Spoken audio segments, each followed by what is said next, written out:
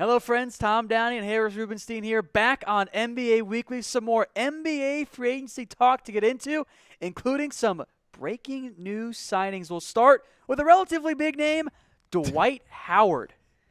What? He's not the same player, dude. He's not the same player anymore. I will stand by that. Tom, I don't care what he does on the court. We just went through an entire season of John Wall and Marcin Gortat hating each other. And now all of a sudden Dwight Howard is going to enter that locker room and make things better? One of the worst recorded teammates in the NBA is going to get along with John Wall when the dude couldn't get along with Marcin Gortat? Dude, Wall, Beal, Markieff Morris, and Dwight Howard are going to kill each other this year. What a ridiculous locker room. I look forward to the potential comedy factor here. So Dwight Howard, they're going to be terrible. The report is that he's going to sign using the Wizards MLE, that mid-level exception. That'll be $5.3 million over a one-year deal. So Howard gets to go play for a contender. And I get that Howard, statistically, he put up very good numbers. He put up 16.5 and 12.5. That's really good in this day and age. But there's a reason that Dwight Howard keeps bouncing around from team to team. And I'll give you a hit. It ain't Dwight, or it ain't the teams. It's Dwight. It's always been Dwight. Dwight's been the this year it'll be different. Dwight will be the problem with Dwight for the rest of his life. Like the dude cannot get out of his own way. Look, good signing from the Wizards from a basketball perspective. This will somehow blow up in their face. I have no confidence in the world in the Wizards to do anything right. And we do have another signing that actually just came across before we went live here right now. That's a good sign. Dante Exum. See, you and I will disagree on this. Love it. 3 years, $33 million. That's Big fan. $11 million a year. Oh, yeah. And I still believe in some of the upside in Dante Exum. He's just 22 years old. But you're paying, dude, $11 million a year for a guy that puts up 8.1 points and 3.1 assists. I know. And you're paying for what you think he can be, not for what he is right now. Exum was not getting that on the open market. Well, no, he wasn't. But I think at the same time what we saw with him last year is just, look, the difference between Dante Exum in the first half and then Dante Exum in the second half and also in the playoffs was two completely different players. I mean, he finally started to come around at the second half of this year. Remember, this is a dude that when they drafted him, he did get drafted pretty high overall. He's still super young. He was a 19-year-old coming over from Australia. Now he's 22. It seems that his jump shot has finally come around. He's finally using that length on both ends of the court. $11 million a year for a 22-year-old guy with still a ton of upside. I am fine with that. $11 million is not a big deal, and it also allows if he doesn't end up being good, then you just have to move an $11 million contract or it just sits on your bench. It's a win-win for the Jazz. All right, there we also have a trade that came across not that long ago. Wilson Chandler is on the move. The Denver Nuggets finally found a taker for Wilson Chandler. Now they get if they just kept Mikal Bridges, they wouldn't have had to make this trade. I've had so many people try to explain the Zaire Smith, Mikal Bridges trade to me and say, oh, the Sixers got an unprotected 2021 first-round pick. It's the Heat's pick. They'll be like pick 14 or 15 or 16. That pick doesn't have as much value as people are trying to attach on it. Now the 76ers have to take Wilson Chandler's contract just to have a wing. But it's free. Ew. They got Wilson Chandler for free. If they're not going to spend the cap space, they can still trade him if they need a salary. I'd rather have Mikal Bridges. If they have a salary filler for a Kawhi trade, just throwing that one out there. Maybe. They get 2 free second-round picks, or at least 1.5, because they can swap ones. All they give up is cash. For Denver, this was a straight-up salary dump. Mm-hmm. With this move, Denver in salary and luxury tax saves $50 million. Which is an astounding sum. I think I told you, I think it was talking about it either yesterday or this morning. I don't know. We've been doing so many NBA shows here. I can't keep track. I keep telling you that this Nuggets team, they cannot keep their cap where it was and not be a title contender. They had to make a move. Kenneth Faried is next. That dude is gone. If they can find a taker for Faried. They will give him away for free at this point. Look, if you're a team with a couple open bench spots, I'd take Kenneth Faried. If you're the Lakers and It's dangerously close, though, to being the corpse of Kenneth Faried. Yes. It's dangerously close, if not already there. We're a year away from the courts with Kenneth Faried. We're pretty close to Weekend at Bernie's right now with Kenneth Faried, okay?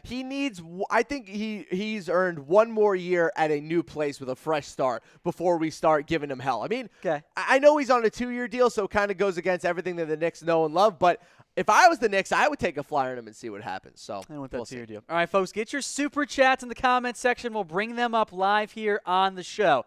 Earlier today in the morning, we did the Follow Harris on Twitter game. Now we're doing this one. Now, Go, Tom, go. I'm a little above 4,000. 4,000, I think it's 128, something like that. Give me to 4,500. Hit me up on Twitter at WhatGoingDowney. Send me any questions you guys got, and we'll keep the updates going here on the show, and we'll see how close we can get today. Go, Tom, go. Thank you, Harris. Tom, go. I'm excited to see how we do. All right, more signings here. Avery Bradley, a 2-year, $25 million deal with the Clippers. What the actual hell are the Los Angeles Clippers doing? Mediocrity. Another guard? Another one. And another one. And another one. All the guards. Who is going to play on this team? How are they actually going to field the starting roster? I think they're going to try like hell to trade guys like Milos Teodosic. I think they'll try and shop some other guards because the 3 through 5 spots are pretty bare unless they want to experiment with the new all-guard lineup. It makes no sense at all to me. Milos Teodosic, Patrick Beverley, Juwan Evans, Shai Gilgeous-Alexander, Jerome Robinson, Lou Williams, and now Avery Bradley. You keep saying they're not going to trade Lou. You keep saying they're not going to trade Lou Will. I'm not convinced that they won't. They just gave him a deal like 5 months ago. But now they got to trade him. What are the Clippers doing? All of the guards here. Oh, do you know what? I have my NBA power rankings coming out tomorrow, so I will roast the Clippers tomorrow morning on the Cam Rogers show because this is one of the worst constructed rosters in the entire NBA. I know that Jerry West just got there, and he has a long way to go for this roster. This makes no sense. This entire roster makes absolutely no sense. It's a bunch of mid-20s guys who are completely overpaid, who don't actually impact any wins. I don't get what they're doing. All right, more signings here. The Wizards, you mentioned the Dwight Howard edition. They also brought in Jeff Green to help compensate for the loss of one Mike Scott to the Clippers. Good for Jeff Green. Good for the Wizards. Player. I mean, it's a bench this guy. Is fine. Like Jeff Green's peak was when he scored all those threes against the Celtics in Game 7 of the NBA Finals. They needed a bench guy. They filled this role. I am fine with this addition.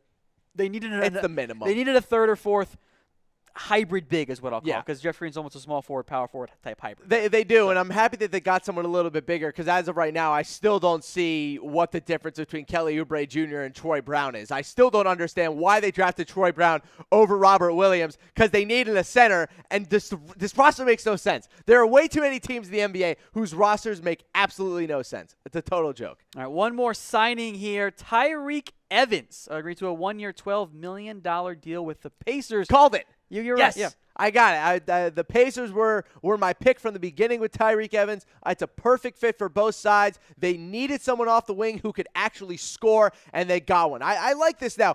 The addition of Doug McDermott at $22 million over the course of 3 years didn't really make a ton of sense if he was the only shooter that they were going to get. Now you add Tyreke Evans, and all of a sudden the addition of Dougie McDermott makes way more sense. Look, the Pacers are doing it right. They're adding wings who can score because they realize in the NBA you need wings who can score. And especially in the East, when they're going to be going against the Boston Celtics, you need as many wings as possible. Good move for the Pacers getting Tyreke Evans. I like it.